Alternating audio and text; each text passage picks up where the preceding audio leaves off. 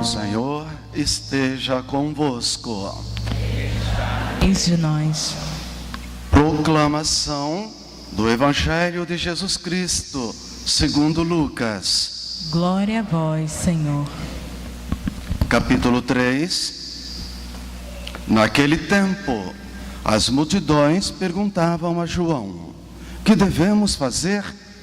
João respondia: quem tiver 2 túnicas, dê uma a quem não tem. E quem tiver comida, faça o mesmo. Foram também para o batismo cobradores de impostos e perguntaram a João: mestre, que devemos fazer? João respondeu: não cobreis mais do que foi estabelecido. Havia também soldados que perguntavam: e nós, que devemos fazer? João respondia: não tomeis à força dinheiro de ninguém, nem façais falsas acusações. Ficais satisfeitos com o vosso salário. O povo estava na perspectiva, e todos se perguntavam no seu íntimo se João não seria o Messias. Por isso, João declarou a todos: eu vos batizo com água, mas virá aquele que é mais forte do que eu. Eu não sou digno de desamarrar a correia de suas sandálias. Ele vos batizará no Espírito Santo e no fogo. Ele virá com a pá na mão. Vai limpar sua eira e recolher o trigo no celeiro. Mas a palha ele a queimará no fogo que não se apaga. E ainda de muitos outros modos, João anunciava ao povo a boa nova. Palavra da salvação. Glória a vós, Senhor. De pé, aclamemos.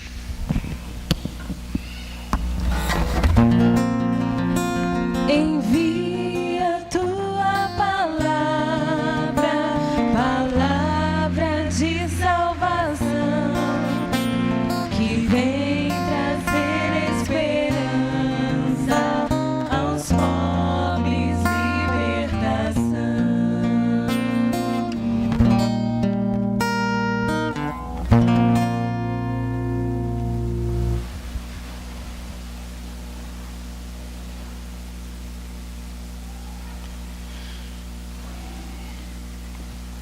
Irmãos e irmãs muito amados, amados jovens, para entendermos melhor a liturgia que estamos celebrando, o conteúdo da palavra de Deus, sobretudo a compreensão do Evangelho, voltemos um pouco atrás. O povo judeu vivia dominado, oprimido por um governo estrangeiro, que eram os romanos. O povo havia perdido sua identidade política, social, religiosa. Os romanos haviam invadido a Terra Santa e dividido a terra em 4 grandes regiões, governadas por Pilatos, Herodes, etc. O governante da época, o imperador Tibério César, Herodes, o grande, morreu e deixou 2 dos seus filhos governando. Herodes e depois o Filipe, os 2 filhos de Herodes. É nesse cenário de conflitos, ou conflituoso, nesse cenário humilhante em que vive o povo de Israel, que surge um personagem novo, inesperado: João Batista. O povo vivia na perspectiva, ou na expectativa, diz o Evangelho, esperando o Messias, esperando a libertação nacional. Eles tinham em mente não só uma libertação redentora, mas uma libertação nacional.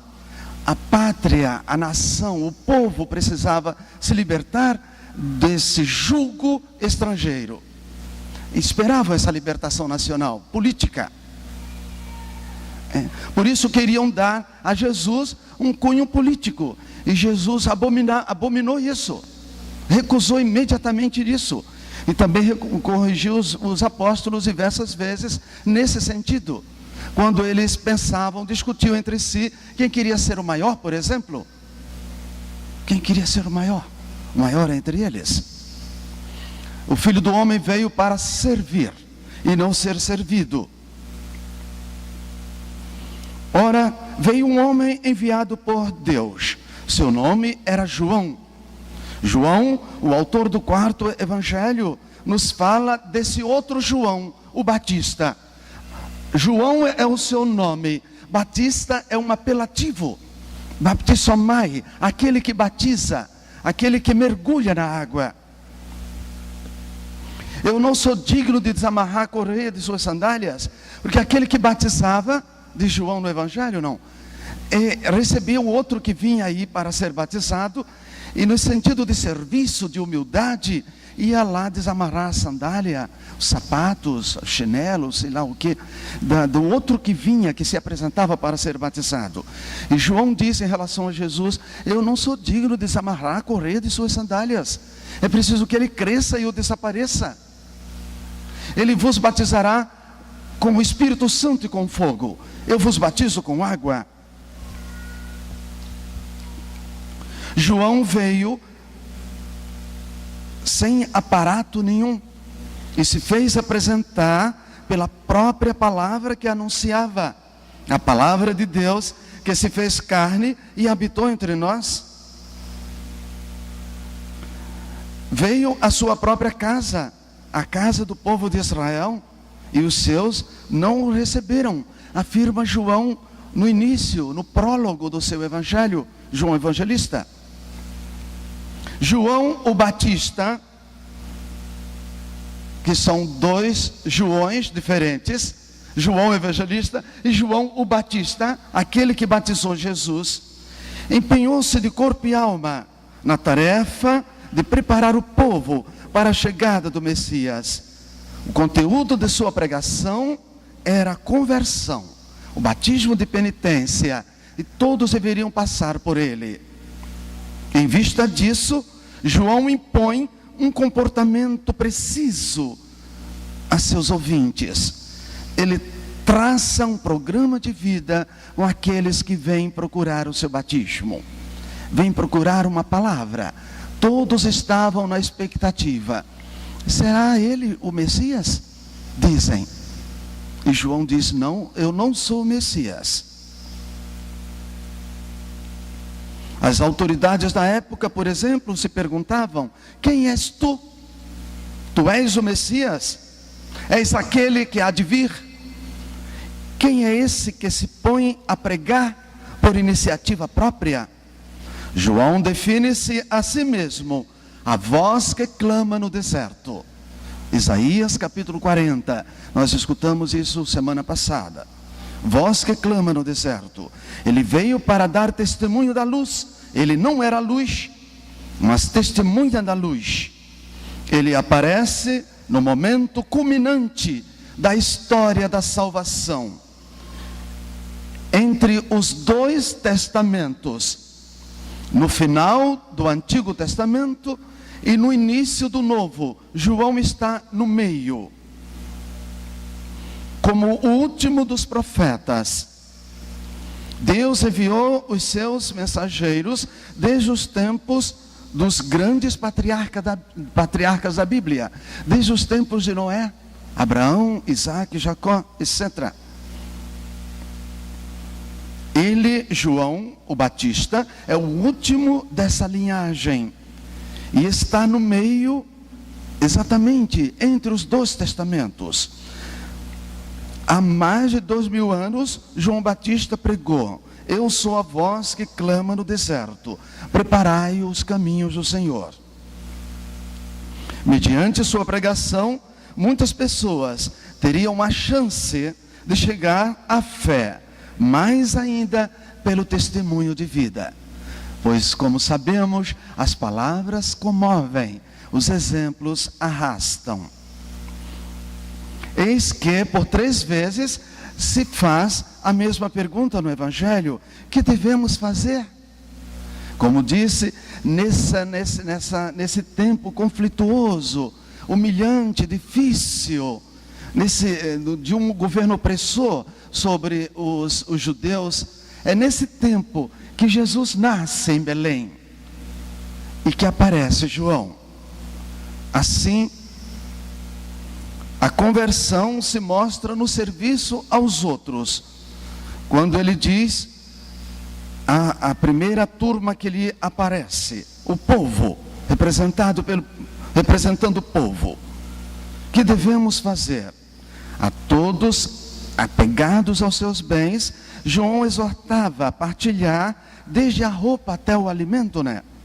O apego aos bens materiais afasta o coração humano do Messias, porque o afasta dos pobres e excluídos, para os quais o reino de Deus tem um sentido particular.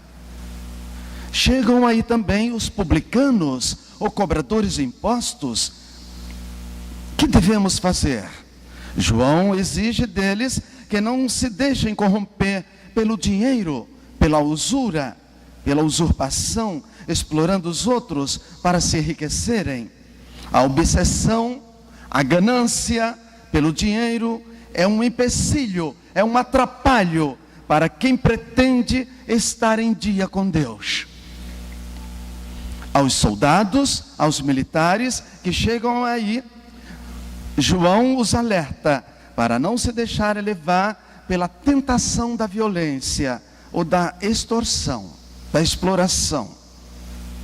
Abuso detestável para com os seus semelhantes.